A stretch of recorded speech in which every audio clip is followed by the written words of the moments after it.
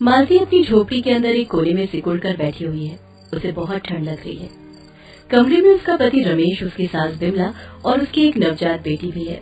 वो सभी ठंड के मारे तड़प रहे हैं। मालती, इस साल कुछ ज्यादा ही ठंड पड़ी है। हाँ जी, पता नहीं हम जिएंगे कैसे।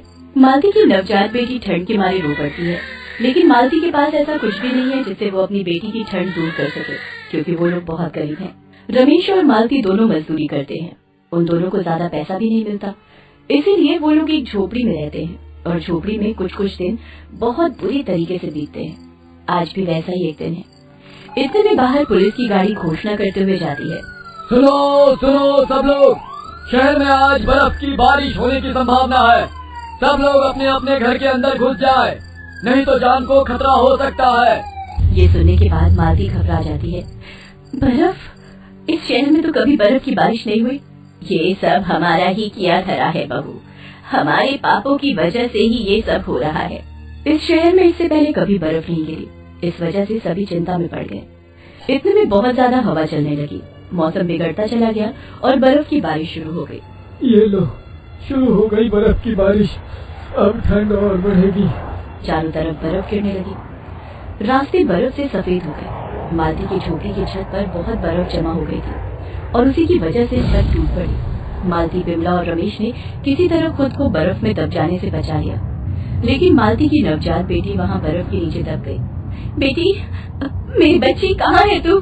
मालती रोते हुए अपनी बेटी को ढूंढती रही। रमेश और बिमला भी ढूंढते रहे। वो तीनों बर्फ को खोदने लगे, लेकिन तब तक वहाँ बर्फ का ढेर लग गया था, इसीलिए वो लोग उस नवजात बच्ची को ढूंढ ही नहीं पाए। मालती रो पड़ी।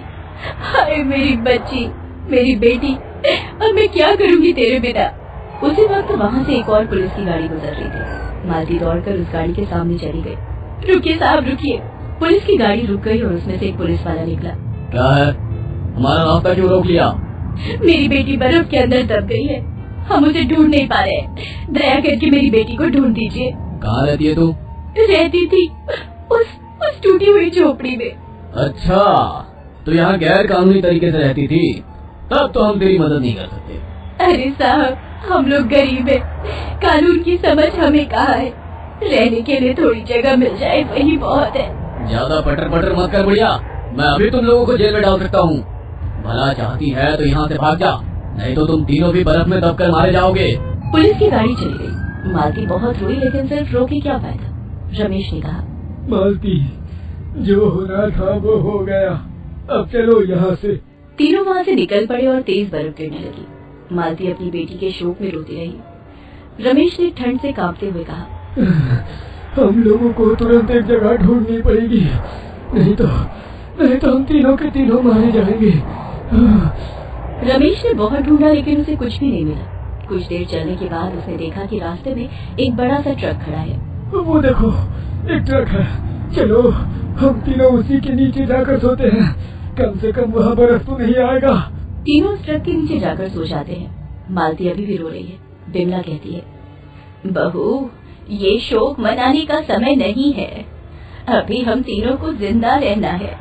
बिमला की ये बात खत्म ही नहीं हुई कि उस ट्रक के ड्राइवर ने ट्रक स्टार्ट कर दिया और ट्रक आगे बढ़ा। ट्रक का एक पहिया मालती के दाहिने हाथ के ऊपर से चला गया। उसके हाथ से खून निकलने लगा। मेरा हाथ, मेरा हाथ। जमीन की सफेद बर्फ उसके खून से रंगकर लाल हो गई। अरे बाप रे, इतना सारा खून। रमेश और बिमला तुरंत मालती को लेकर अस्पताल की ओर चल दिए। अस्पताल पहुंचने के बाद रमेश ने देखा कि डॉक्टर साहब अपने चैम्बर में कंबल ओढ़कर सो रहे हैं। डॉक्टर साहब, उठिए ना, मेरी पत्नी का हाथ टूट गया है, ठीक कर दीजिए ना। रमेश के बुलाने पर डॉक्टर साहब गुस्सा हो गए। मैं कुछ नहीं कर सकता, तेरे पास तो पैसे भी नहीं होंगे।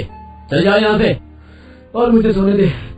इस ठंडे ठंडे मौसम में कंबल ओढ़कर मस्त नींद आ रही है। डॉक्टर साहब सो गए। वो तीनों वहाँ से चले गए।